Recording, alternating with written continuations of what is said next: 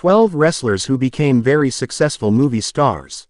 Hollywood and professional wrestling will forever be intertwined for much of the same reasons Broadway and Hollywood are interlaced. Stage actors make the transition to movies all the time, and vice versa, so why can't the same be said for professional wrestlers? Pro wrestling, after all, sits in the gray area between sport and entertainment, and it is no coincidence that many of the industry's biggest stars are more entertainment than sport. Pro wrestling's relationship with Hollywood dates back several decades. While Dwayne Johnson may be considered one of the most bankable movie stars in recent years, studios showed a willingness to cast wrestlers in meaningful movie roles long before his rise. No matter the genre of film, directors and producers can always count on pro wrestlers, real-life superheroes who can entertain at the drop of a hat, to make the most of their minutes. Modern wrestling stars such as John Cena and Batista have followed Johnson's blueprint for success in Hollywood. Here are 12 pro wrestlers who parlayed their in-ring success into successful movie careers. Andre the Giant, 20th Century Fox, YouTube. Andre the Giant's movie career may have been short-lived, but it's among the most memorable and impactful. Andre played the role of Fezzik in the 1987 fantasy classic, The Princess Bride. Fezzik is a giant who, along with his friend Inigo Montoya, teams up with main character Wesley to rescue Princess Buttercup.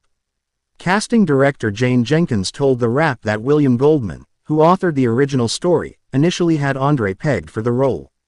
However, Andre would turn Goldman down, instead recommending his friend Arnold Schwarzenegger. English was, after all, Andre's second language. This, coupled with his deep voice, cast doubt in the giant's mind over his ability to handle any role with substantial dialogue. However, the movie soon entered development hell, with filming enduring a near-decade-long delay. By this point, Schwarzenegger's stock had risen astronomically, and the studio could no longer afford his services. This time, Goldman and Rob Reiner, the film's new director, managed to convince Andre to take the part. Almost 40 years later, it is tough to imagine anyone other than Andre in the role, with lines such as, "Anybody want a peanut?" still resonating with fans of the film. Unfortunately, Andre would pass away 6 years after the film's release, with his health having been in constant decline due to a lifelong bout with acromegaly. Though he never quite realized his potential in movies, it is fair to wonder how far Andre's charisma and look could have taken him off the back of his performance in The Princess Bride. Steve Austin, Paramount Pictures, YouTube. While it seems like low-hanging fruit to include a big name like Steve Austin on such a list, his extensive acting resume mandates it. The poster child of WWE's Attitude Era, in the late 90s, Austin quietly put together a solid film acting portfolio. It began with a minor role as Guard Dunham in The Longest Yard, starring Adam Sandler. However, Austin's start came in television, taking on the recurring role of Inspector Jake Cage, in the show, Nash Bridges, for 6 episodes between 1999 and 2000. Austin also had a memorable 2-episode cameo in NBC's Chuck. Stone Cold's lot in Hollywood is a fairly simple one. He primarily plays characters that are extensions of the devil may care badass that Stone Cold Steve Austin is, which probably comes naturally. Occasionally, he will play more comedic versions of those characters, which works due to the juxtaposition of stereotypically tough characters having a softer side. Action movies became Austin's specialty for his Hollywood career between 2007 and 2015. He starred in the 2007 WWE Studios film, The Condemned, a no-frills action flick before moving on to The Expendables in 2010. The Sylvester Stallone-led ensemble action movie easily became Austin's most financially successful film, as many of his movies were direct-to-video releases. He got to show more of a comedic side in 2013's Grown Ups 2, reuniting him with Sandler. Batista, Marvel Studios, YouTube. Dave Bautista has become a pillar for professional wrestlers turned actors thanks to the overwhelming amount of success he saw as Drax the Destroyer in Marvel's Guardians of the Galaxy franchise. Bautista is also perhaps not a name wrestling fans of years past would have expected to appear on this list if his wrestling career was any indication. The Animal's innate star quality made him an undeniable choice to lead WWE's Raw or SmackDown brand in the mid-2000s, but when it came to promos, he never seemed to be quite on the level of contemporaries such as John Cena or Edge. However, Bautista wound up as the only choice to play Drax according to Guardians director James Gunn. Gunn had the idea of giving each of the Guardians characters comedic elements but specifically credited Bautista for making the Drax character his own. Gunn tweeted per Digital Spy that Bautista stood out primarily because no one else who auditioned was that humorous. As a result, Bautista's breakout performance on the big screen also yielded his most successful character. At this point, it is fair to question whether his Hollywood career has begun to outshine his wrestling career. He has also starred in many films since the original Guardians movie, such as Stuber, My Spy, and Dune. Bautista has said he plans to retire the Drax character after Guardians of the Galaxy Volume 3, which is currently slated for a 2023 release. John Cena, Warner Media, YouTube. John Cena, one of the three most successful professional wrestlers currently in Hollywood, shunned a second career in acting for the longest time. Cena, an ironclad force in WWE as the top babyface and company cash cow, often criticized The Rock for leaving the wrestling business hanging during their feud. While Cena may have had a point about the optics of The Rock's departure from wrestling, the former doctor of Thuganomics always had an affinity for the big screen. Months after graduating from college, Cena moved to Southern California to become an actor, and his involvement in wrestling came as a result of a happy accident. However, Cena would dabble as an actor during his peak wrestling years, starring in The Marine and 12 Rounds. Nowadays, he is creating his own movie legacy while following in the footsteps of the man he once criticized.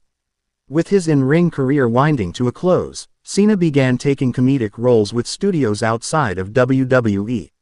His minor role in Amy Schumer's Trainwreck is a memorable one, and led to future co-starring roles in movies such as Blockers, Vacation Friends, and Daddy's Home 2. Cena put his comedic range on full display when he starred in Playing with Fire, a kids' movie that deviates slightly from the crude adult humor he showcased in previous works.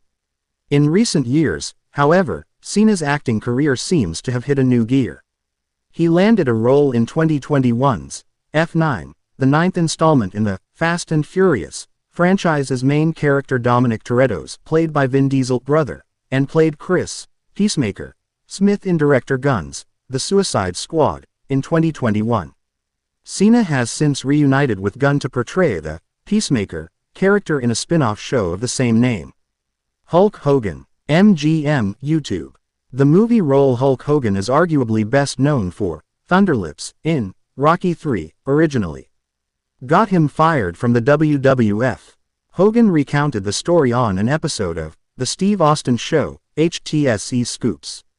Vince McMahon Sr., who owned the company at the time, strictly forbade his talents from appearing in movies. This mindset would quickly change when McMahon sold the company to his son Vince McMahon Jr. in late 1982, but not before the elder McMahon could relieve Hogan of his duties. Rocky III proved to be a seismic hit for fans of the franchise. For the younger McMahon who sought to make wrestling as big as possible, Hogan's momentum from appearing in the movie made him an easy choice to push up the card. From there, McMahon decided to dabble in the movie business himself, casting top star Hogan in the 1989 film, No Holds Barred, produced in-house under the moniker Shane Distribution Company. Like Rocky III, No Holds Barred is also remembered by fans of the 80s, but not for the strength of the film. In fact, the WWF's debut foray into movies proved to be a colossal flop, though this would not deter McMahon, whose vision for WWE Studios would eventually manifest itself. As for Hogan, his status as an 80s cultural symbol rings true in both films, though he would go on to star in a slew of other movies throughout the 90s such as Suburban Commando, Mr. Nanny, and the direct-to-video pilot movie, Thunder in Paradise, which spawned a 22-episode television series from the creators of Baywatch. He also had a cameo as himself in Gremlins 2, The New Batch. Dwayne "The Rock" Johnson. Universal Pictures, YouTube. It is safe to say Dwayne "The Rock" Johnson changed the game for professional wrestlers looking to foster a career in acting, as he is far and away the most successful wrestler in Hollywood. On the 2020 Forbes list of highest paid actors, Johnson was #1 actor, reporting that he makes more than $20 million per movie before accounting for his various business ventures and side projects. When it comes to his acting career, The Rock did a ton of learning on the job as he took on the mantle of being a central character from the very beginning. His first role saw him play the eponymous character in 2001's The Mummy Returns, and 2002's The Scorpion King saw him thrive playing a similar character in his first leading role. By 2003, Johnson's time as a full-time wrestler had come to an end, and his movie career found a new gear as a result. He starred in the 2004 remake of Walking Tall, showcased his versatility in comedies such as The Game Plan, and hit a new level of popularity for his role in the Fast and Furious franchise as DSS agent Luke Hobbs. The Great One put his producer hat on in 2019, collaborating with comedian Stephen Merchant on Fighting with My Family, which depicts the career of former WWE superstar Paige on her road to WWE. The movie received positive reviews and served as a tasteful tribute to Johnson's former profession. The Miz, 20th Century Fox, YouTube. The Miz may not draw as much box office money as the likes of Johnson, Cena, and Bautista, but his penchant for the profession has seen him have a successful career as a B-movie leading man. While Cena may have starred in the original Marine movie and Ted DiBiase Jr. in the sequel, The Miz starred in the third, fourth, fifth and sixth installments of the franchise. Reviews of the films were mixed at best, but critics praised The Miz's acting ability. He also starred in WWE Studios Christmas movies such as Christmas Bounty and Santa's Little Helper, cementing himself as a go-to option for low-budget movies under the WWE banner. As an actor, The Miz has been far more impressive on television, the world from which he came to pro wrestling. The Miz's first appearance on any form of screen came in 2001's The Real World, Back to New York, where he got plenty of experience having a camera in his face. Acting is also a tremendous part of The Miz on-screen persona with WWE. After returning to WWE following the production of The Marine 4, Moving Target, The Miz channeled The Rock, incorporating his budding acting career into his wrestling character.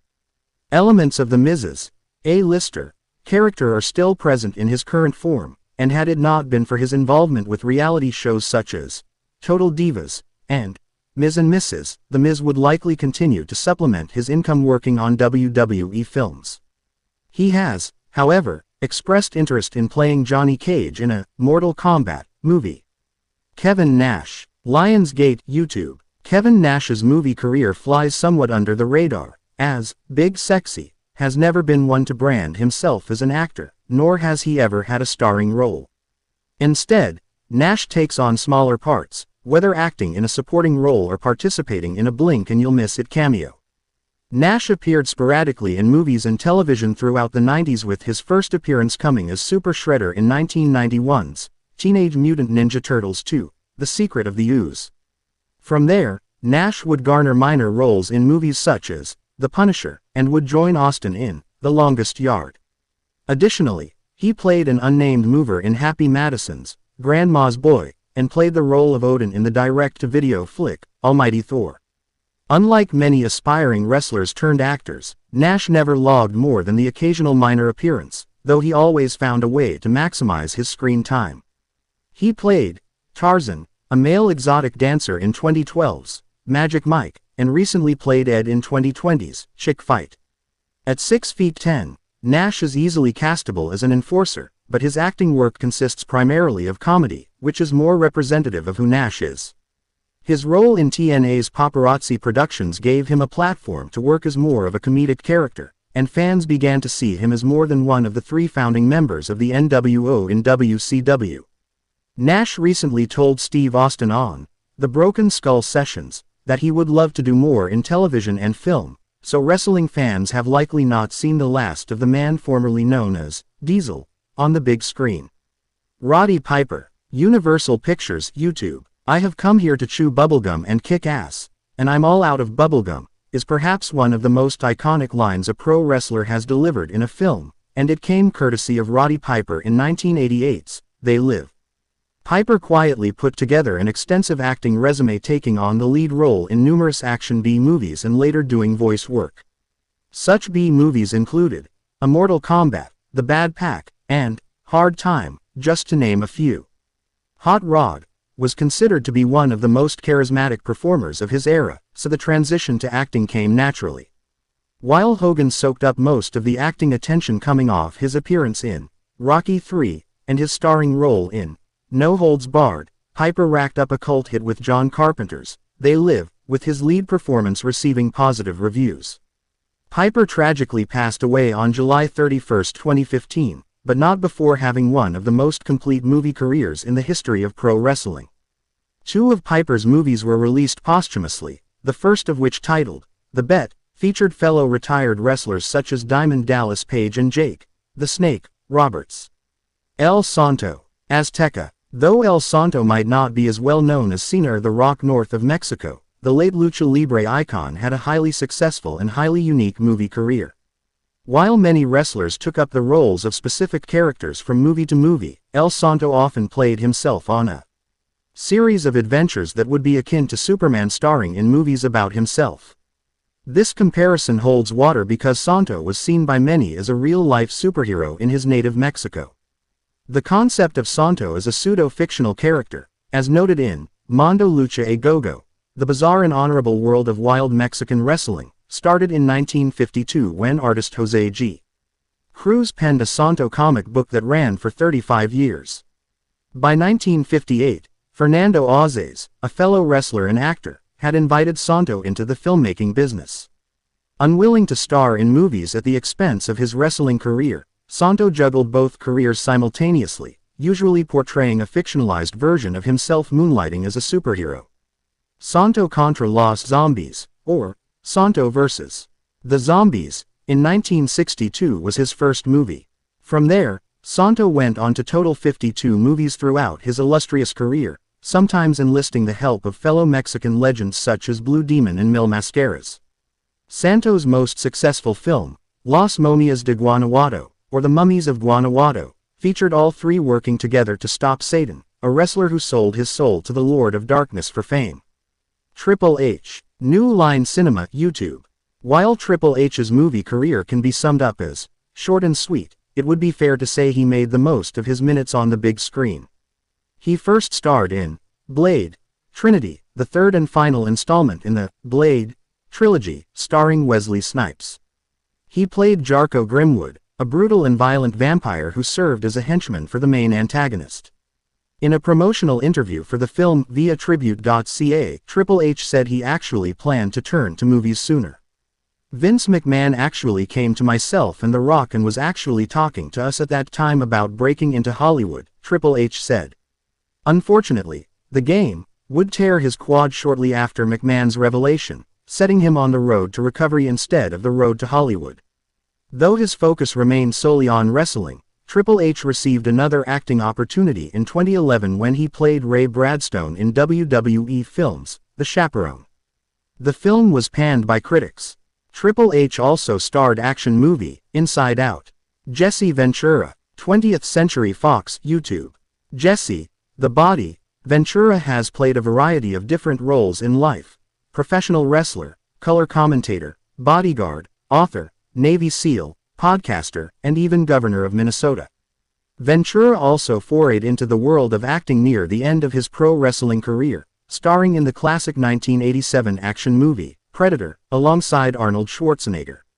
Ventura, who was good friends with Schwarzenegger at the time, also starred alongside the Austrian actor in The Running Man, which also came out in 1987. With both movies combining to make just shy of $100 million at the box office, Ventura appeared to set himself up for a landmark career in the movies.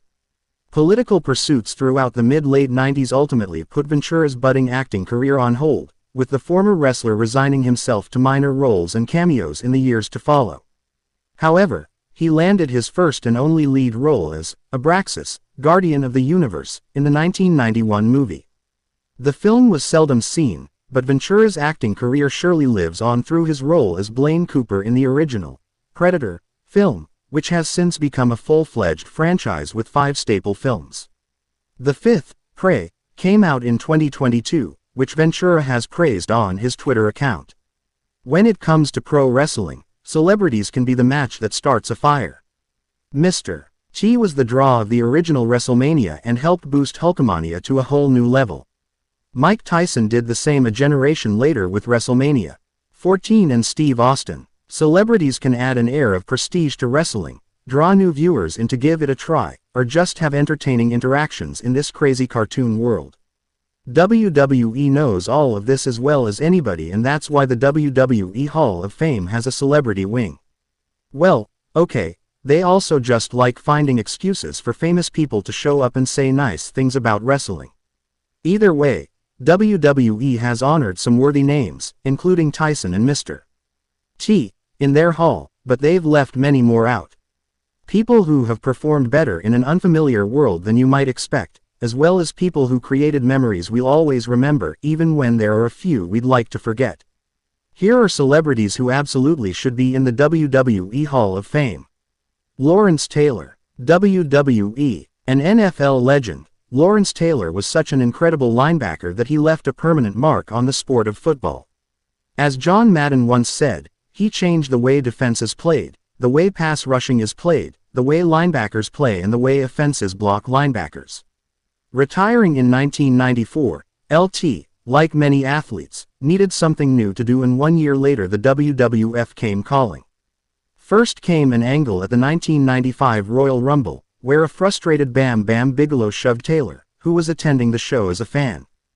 Bigelow went on to issue a challenge, and LT found himself in the main event of WrestleMania 11, facing off against Bam Bam in his one and only pro wrestling match. Taylor was not the first celebrity to main event a WrestleMania. That honor goes to Mr. T at the original. What Lawrence was, though, was the first non-wrestler to close the event in a singles match, the main draw of this show. Unlike Mr. T's bout, there was no partner here to help carry the load. LT ended up surprising a lot of people with how well he acquitted himself in pro wrestling as a performer as he marched to a win over the Beast from the East. WrestleMania 11 is not remembered as a great show, but in the ring, Taylor held up his end of the bargain. Kevin Greene, WWE, another legendary football player. Kevin Greene played with 5 teams during his decade-and-a-half-long NFL career, and when it was all said and done, he was inducted into the Pro Football Hall of Fame. But unlike Lawrence Taylor, Greene didn't wait for retirement to try his hand at pro wrestling. Kevin would wrestle 5 times for WCW from 1996 to 1998, always during NFL offseason. All but one of those matches were reserved for PPV, as he battled the likes of Ric Flair, Arn Anderson, and the NWO. Greene was another pro athlete who showed natural talent for wrestling right from the first match. Greene probably could have had himself a nice career in wrestling post-football, but stayed involved in football after his brief 3-year dance with WCW. The man he tagged with in his debut match, fellow NFL player Steve McMichael, became a full-time wrestler and eventually even wrestled Greene in one of his 5 matches. Yet even without a lengthy career in the business, Greene perhaps left one more impact on the world of wrestling. According to yet another former NFL player turned wrestler, Greene actively encouraged him to pursue a career in wrestling. That man's name: Bill Goldberg, Stephen Amell, Barry Breckeisen. Getty Images. Best known as the star of the CW superhero drama, Arrow, Stephen Amell has been a longtime wrestling fan. That fandom eventually saw him step inside the ring with the WWE, teaming with Neville to wrestle Stardust and King Barrett at SummerSlam in 2015.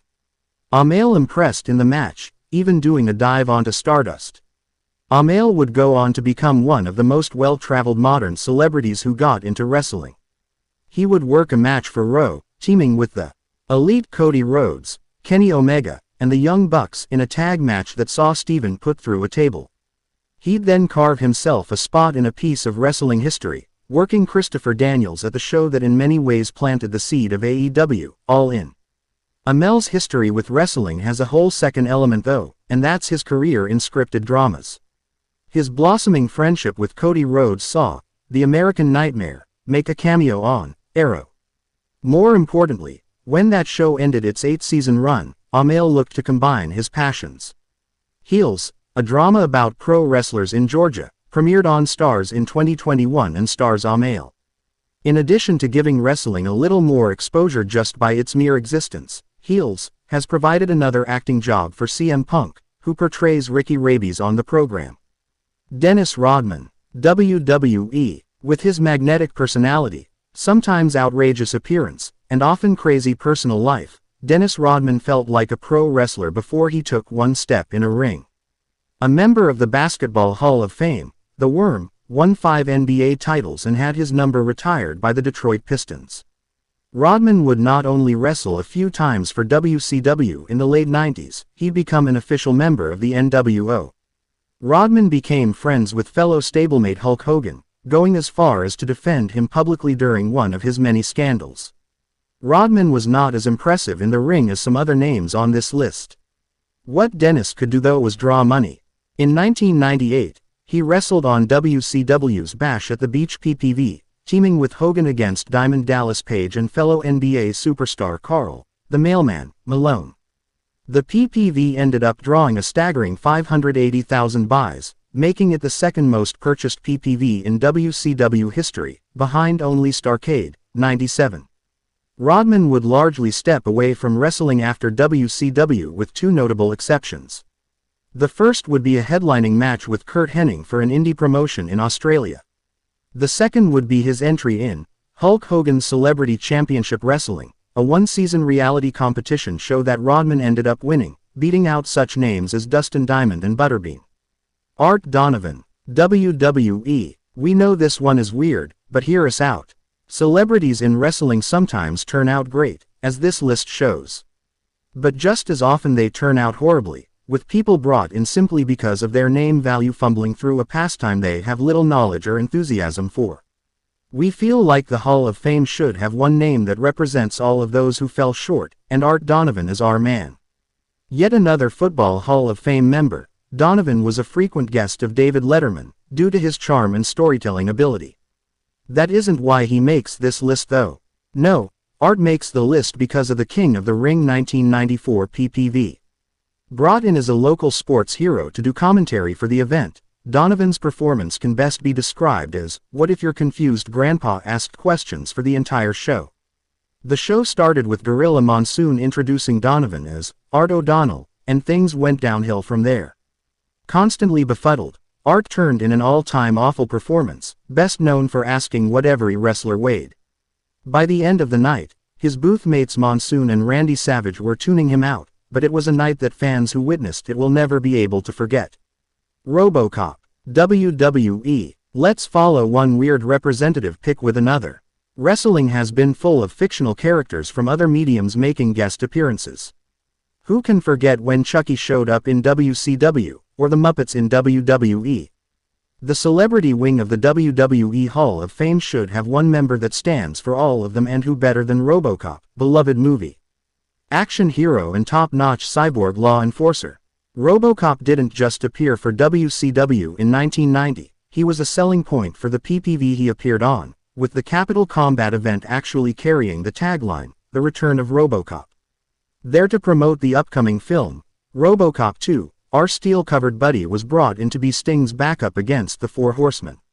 It resulted in a camp classic segment, where Sting found himself locked inside a small steel cage at ringside only for RoboCop to slowly walk to the ring, bend the bars of the cage, and tear the door off its hinges. The Horsemen had to sell that they were terrified by this figure moving at the speed of a turtle.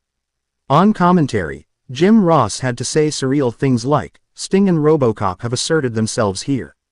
Depending on your taste, you may have seen it as wrestling at its best or at its worst, but certainly, it was at its goofiest. Muhammad Ali, Keystone, Getty Images. Not just one of the greatest boxers of all time, but one of the most well-known sports figures in history, Muhammad Ali's roots with wrestling run deep. Ali admits himself that his cocky and charismatic persona was inspired by Gorgeous George, one of the first real colorful pro wrestling heels of the television era. Ali took note of not just George's antics, but the crowds they were drawing, telling the AP via CBS Sports that, I saw his aides spraying deodorant in the opponent's corner to contain the smell. I also saw 13,000 full seats. I talked with Gorgeous for 5 minutes after the match and started being a big mouth and a bragger. Ali would later become an active participant in wrestling himself. He was a guest referee at the first WrestleMania. He had worked confrontations with Gorilla Monsoon and Jake Roberts at wrestling events. He was the guest of honor at the co-promoted WCW NJPW show Collision in Korea, attended by at least 150,000 people. Most notably, he had an exhibition mixed styles bout with New Japan star Antonio Inoki in 1976. Viewed by an estimated 1.4 billion, and that is not a typo people, the fight became something of a farce, with Inoki spending most of it lying on his back, kicking at Ali's legs. It disappointed the crowd and ended in a draw, but remains a huge moment in wrestling and a notable detour in Ali's career. Floyd Mayweather Jr., WWE. Ali is not the only superstar boxer to take part in pro wrestling. Floyd Mayweather, one of the pound-for-pound greats, has dipped his toe into it as well. It started at WWE's 2008 No Way Out PPV, where Mayweather, attending as a fan, got into a worked altercation with the Big Show. What may not have been as worked as the punch Mayweather landed on Show, which bloodied him and caused some legit blackening around his eyes. The feud built to a match at WrestleMania, with Pretty Boy Floyd getting the knockout win with a pair of brass knuckles. The match was entertaining by celebrity match standards and saw Mayweather take some actual wrestling moves. As big as the match may have been, Mayweather's payday, claimed to be $20 million by Shane McMahon, was a story in itself. That astronomical figure had been doubted by some pundits, including Dave Meltzer at the Wrestling Observer.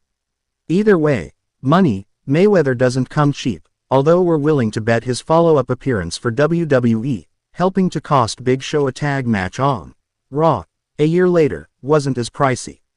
A lifelong wrestling fan, Shaq is one of the best players in NBA history and has dabbled in all sorts of side projects post-basketball, with wrestling being no exception. When Hulk Hogan won the WCW World Heavyweight title in his debut match with the promotion at Bash at the Beach 1994, it was Shaq who presented the belt to him.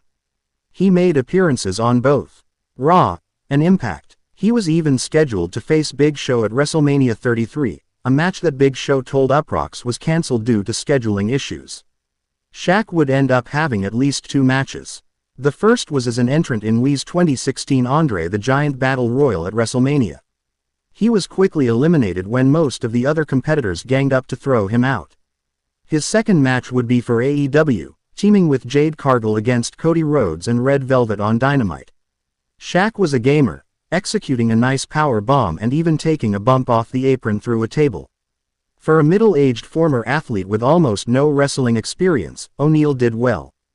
David Arquette, perhaps the most infamous celebrity interaction in wrestling history. Actor David Arquette was promoting his new pro wrestling-themed movie, Ready to Rumble, when WCW came calling for him to get involved with the promotion. The film already had heavy WCW involvement, so it seemed like a natural fit. What was less of a natural fit?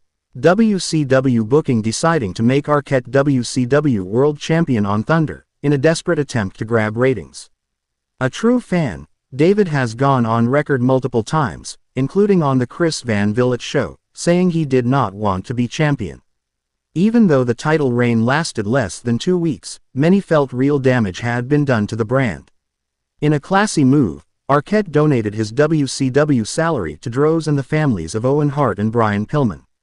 Apart from a one-off match on Raw in 2010, Arquette did not wrestle post-WCW until 2018. In the middle of a weight loss journey, David got the itch to wrestle again and went on a redemption tour. Over the next 3 years he would wrestle 21 matches, with the most famous being a death match gone wrong with Nick Gage where he suffered a cut on his neck that required stitches. This entire second act to his wrestling career became the subject of a feature documentary, You Cannot Kill David Arquette. There is no other celebrity in wrestling quite like Arquette, a man who got off to the most dubious start possible only to then proceed to work his butt off decades later to prove something to himself. Cyndi Lauper, WWE. When it comes to WWF's business boom of the 80s, people remember the impact Hulk Hogan, Mr. T, and WrestleMania had. Fewer people remember what Cyndi Lauper did for the company. A huge emerging pop star, Lauper cast WWF manager, Captain Lou Albano in the music video for her breakthrough hit, Girls Just Want to Have Fun. WWF capitalized on this by having Lauper on their TV to start a feud with Albano. MTV, seeing a huge potential crossover between wrestling and its music, aired multiple WWF wrestling specials on their channel, built around Lauper managing wrestlers against Albanos. The Rockin' Wrestling Connection, as it came to be known, was a huge hit. The first MTV special, The Brawl to End It All, featuring Lauper managing Wendy Richter against Albano's Charge, the Fabulous Moolah, became not only the first wrestling match on cable TV that aired live as it happened, but the highest-rated show MTV had ever produced to that point. Lauper would go on to manage Hulk Hogan in multiple matches, including the first WrestleMania, as well as feature WWF talent in more of her music videos. Lauper was one of the keys to WWF crossing over to a new audience, with journalist Dave Meltzer remarking in 2020, "As far as a celebrity goes historically for company growth, I'd rate Mr. T as 1, and her or Tyson number 2. The 1990s was one of the hottest times to be a wrestling fan. There were sellout crowds and larger-than-life characters throughout World Championship Wrestling (WCW), Extreme Championship Wrestling (ECW), and the World Wrestling Federation (WWF). The 1990s brought on a whole new concept of two major wrestling companies, WCW and WWF, feuding on Monday nights to see whose show could bring in better ratings, eventually forcing the WWF to have a more edgy product known as the Attitude Era. This era saw the rise of The Undertaker, Stone Cold Steve Austin, Edge and Christian, the Hardy Boys, and many more. Some of these 90s wrestling superstars are still currently in the ring, doing what they do best, in a variety of wrestling companies. However, not all the wrestling stars that made 90s wrestling so great decided to stay in the ring. Some decided to help from the sidelines, while others decided to start a whole new career path that doesn't involve 4 turnbuckles, 4 sets of ropes, and a 20-foot-long canvas below their feet. Rick Steiner, real estate agent. WWE, YouTube.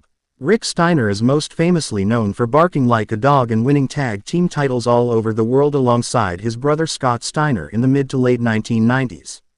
Rick Steiner and Scott Steiner were known as the Steiner Brothers, and were one of the most decorated tag teams of their time. The Steiner brothers scooped up gold in World Championship Wrestling, Extreme Championship Wrestling, and even New Japan Pro Wrestling. Despite being seen recently on NXT 2.0 to help progress a storyline involving his son, Bron Breakker, Rick Steiner no longer competes in the ring. Steiner received his real estate license in 1995 along with Big Boss Man, Curt Hennig, and Rick Rude, and has been buying and selling properties ever since. According to an interview with Slam Wrestling, Rick Steiner also felt he had to give back to his community which he has lived in for over 25 years. This led to Rick Steiner joining the Cherokee County School District Board of Education, where he has held a seat for over a decade. Val Venis, marijuana dispensary owner. WWE, YouTube. Nothing quite sums up the Attitude Era like the character of Val Venis, who is most known for his work in the ring in the late 1990s. Val Venis would come to the ring with a towel wrapped around his waist and perform gyrations for all the women in the audience. In addition, he had theme music and an introduction video that was full of sexual innuendos where very little was left to the imagination. As the WWE started to steer away from the edgy Attitude Era product, the Val Venis character became less and less desirable to have on screen. After semi-retiring in 2009, he still takes independent bookings from time to time. Val Venis became a vocal advocate for marijuana. In 2008, he had shoulder surgery where he was prescribed prescriptions drugs to help ease the post-surgery pain.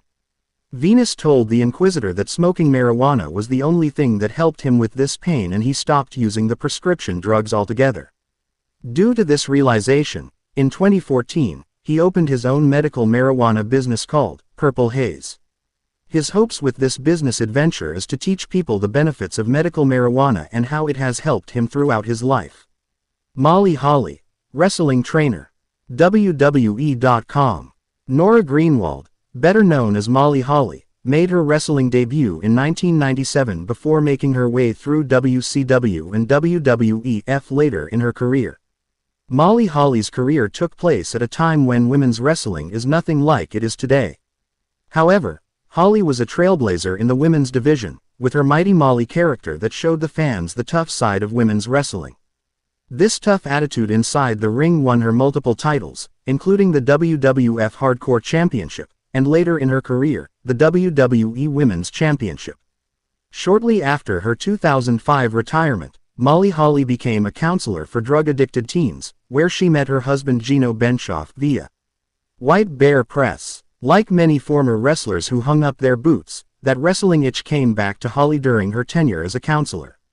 Molly Holly had to satisfy that itch somehow, and she decided to go the route of a wrestling trainer. According to Last Word on Sports, she is currently a trainer at the Academy, professional wrestling school, along with Ken Anderson, formerly WWE's Mr. Kennedy, and former WWE superstar Sean Daivari. She also works as a producer on WWE programming. Pete Gas, WB Mason salesman. WWE.com. Pete Gas, real last name Gasparino, best known for his run with the Mean Street Posse, has a crazy story of how he entered the wrestling business in 1999. Gas was on the Greenwich High School football team with Shane McMahon, who just so happened to be the son of the man who ran the biggest wrestling company in the world. Shane asked Pete, along with one other friend, if they wanted to play backup for him at his upcoming WrestleMania 15 match against X-Pac. Pete Gas, who was 29 at the time, was up for this unique opportunity. In an interview with the Greenwich Times, he talks about this experience. They literally took two guys from Greenwich, who were Shane's buddies, who had no experience at all, and put us in the ring with the best in the business. The rest is history. This moment launch padded the 3-year career of Pete Gas and the Mean Street Posse. Pete Gas semi-retired in 2001, but technically had one more match in 2003. However, after that match he was done for good and instead pursued a career for the WB Mason Paper Company as a salesman. Gasparino has worked at WB Mason since 2003 and says he still loves watching wrestling and attending live wrestling events whenever he can. Al Snow, wrestling trainer. WWE YouTube. Al Snow rose up the ranks in the late 1990s by making friends with inanimate objects and wrestling in wacky hardcore matches in both ECW and the WWF. Snow's most infamous look involves him carrying a mannequin head to the ring named a head. Head always had help written in smudged Sharpie across the forehead, giving Al Snow a unique and somewhat mentally unstable look to his character. Snow was able to capture many championships across numerous wrestling promotions, most notably winning the WWF Hardcore Championship 6 times.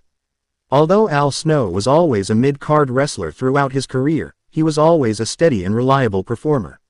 Since leaving the ring in 2008, Al Snow has passed on his skills by opening the Al Snow Academy and purchasing WWE's former developmental company Ohio Valley Wrestling (OVW) via Al Snow Academy.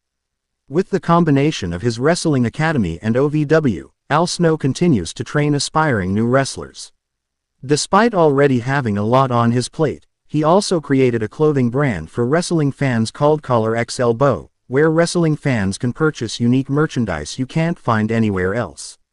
Mideon, Chef, WWE. Dennis Knight, better known to wrestling fans as Mideon, went through a drastic character change in his career. In the mid-1990s, fans saw him debut as the farmer boy Phineas I.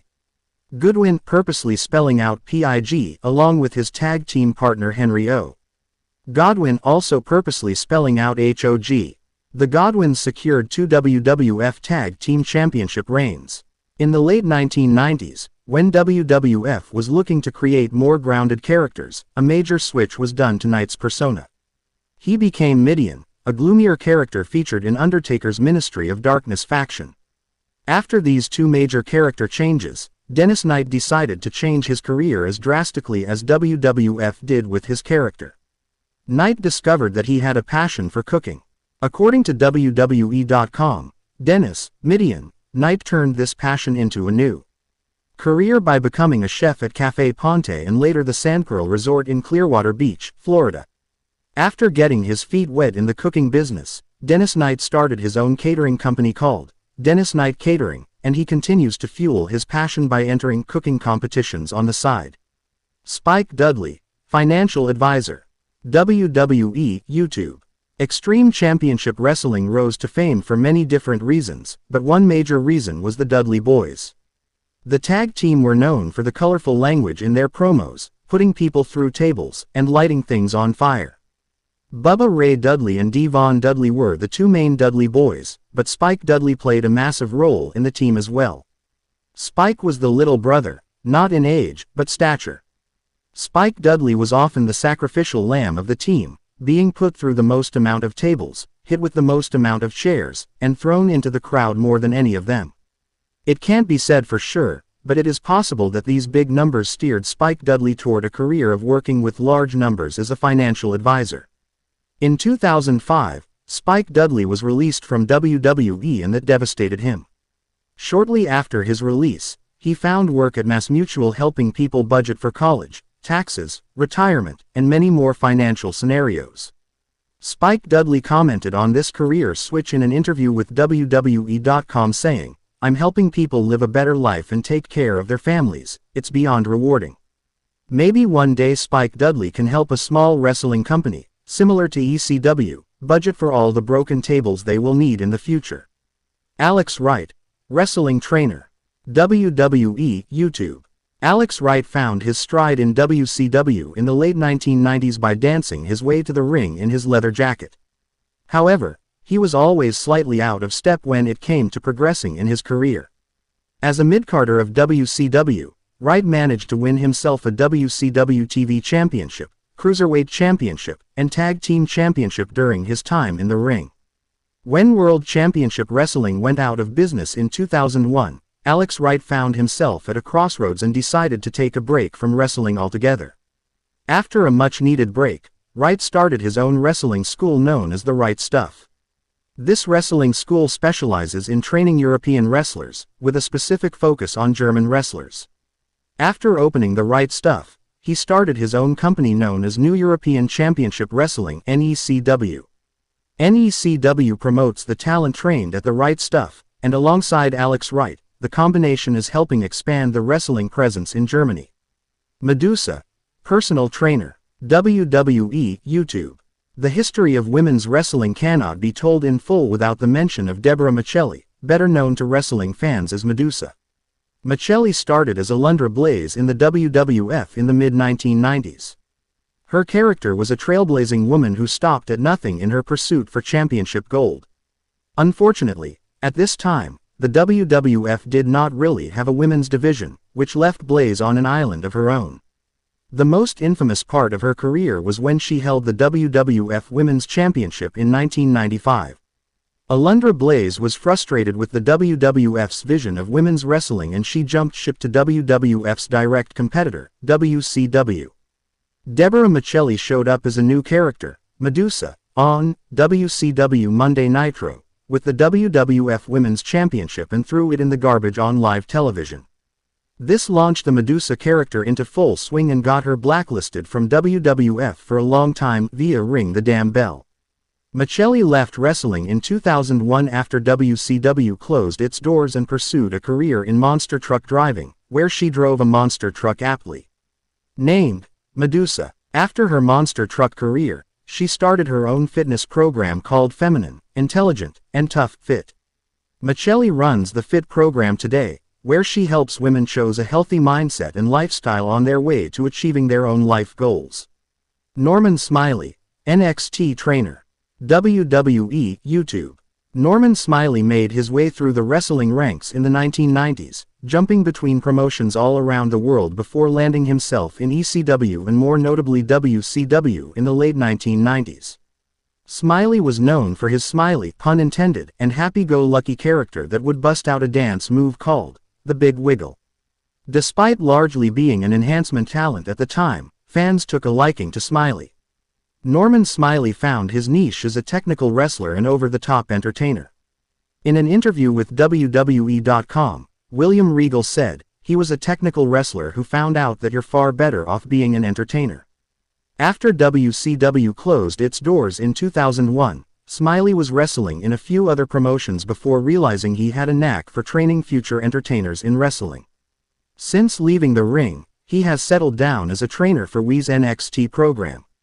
Norman Smiley has helped develop and train many talents on the developmental brand, but some of his most notable trainees are Kofi Kingston and Drew McIntyre. Ivory, animal care worker. WWE, YouTube. Ivory is another women's wrestler that did not fit the mold in late 1990s. Ivory was tough in the ring and was known for hitting her opponents with her patented Widow's Peak finishing move. She ended up winning her 3 women's championships and later got her into the WWE Hall of Fame. In 2005, after a long and successful career, she began hosting a wrestling talk show called WWE Experience. However, the show was eventually cancelled and Ivory decided not to renew her WWE contract. Instead, she went to work for Best Friends Animal Society in Kanab, Utah. According to the San Juan Update, this is a no-kill, volunteer animal shelter with over 150 cats and dogs. While volunteering for Best Friends Animal Society, Ivory found her next passion outside of the ring, caring for animals. This led her to open Downtown Dog in 2007, located in Friday Harbor on San Juan Island, Washington. Since opening Downtown Dog, Ivory has expanded her business, including purchasing a bus called the Bow Wow Bus, where she drives her furry friends around town for people to meet them and potentially adopt them. Marc Mero, motivational speaker. WWE, YouTube. Marc Mero is a wrestler from the 90s that fans either know a lot about or nothing about. Mero made his splash on the wrestling scene for World Championship Wrestling. Later in his career, Mero found himself wrestling for the World Wrestling Federation. Often parading down to the ring with streamer-clad boots and a confetti cannon, Mero was able to secure himself mid-card titles in both major promotions. According to the Orange Observer, in the early 2000s, Mero lost a lot of family, including his brother. This made him fall into a depression. In 2003, Mero contemplated suicide until he realized that he had a choice to be happy, and he chose happy. This traumatic experience caused Marc Mero to retire from wrestling in 2006 to pursue a career in motivational speaking. His speeches are supposed to reach many different young audiences, but his main goal is to educate teens about the dangers of drugs and alcohol abuse along with the feelings of depression. Mero often pulls from real-life problems he had with drugs, alcohol, and depression early in his career to strike a chord with his young audience. Wrestling fans know that Marc Mero has no problem performing in front of a crowd, and Mero travels to schools around the country in front of hundreds of kids to spread his motivational message. Dean Malenko, AEW senior producer and coach. WWE, YouTube. Dean Malenko, known in wrestling as the Man of 1,000 Holds, was a unique technical wrestler of his time in the mid-1990s. Wrestling fans are most familiar with Malenko for his technical masterpieces against the likes of Chris Jericho and Rey Mysterio during their time in World Championship Wrestling. Malenko was trapping opponents in holds and submission that wrestling fans had never seen at the time. His understanding on mat-based wrestling did not go to waste when he decided to hang up his boots for good. In 2001, Malenko became a road agent with WWE and had a great working relationship with them for years via Sports Illustrated. In 2019, All Elite Wrestling (AEW) announced that they had hired Malenko as a backstage producer and coach. When joining AEW, Malenko mentioned in a press release via eWrestling that it is a rare opportunity to be able to build something from the ground up this late in a career, but he was up for the challenge. Malenko helps produce AEW Dynamite weekly along with AEW's major pay-per-views each year. Thank you so much for watching the video and supporting Wrestling Cycle.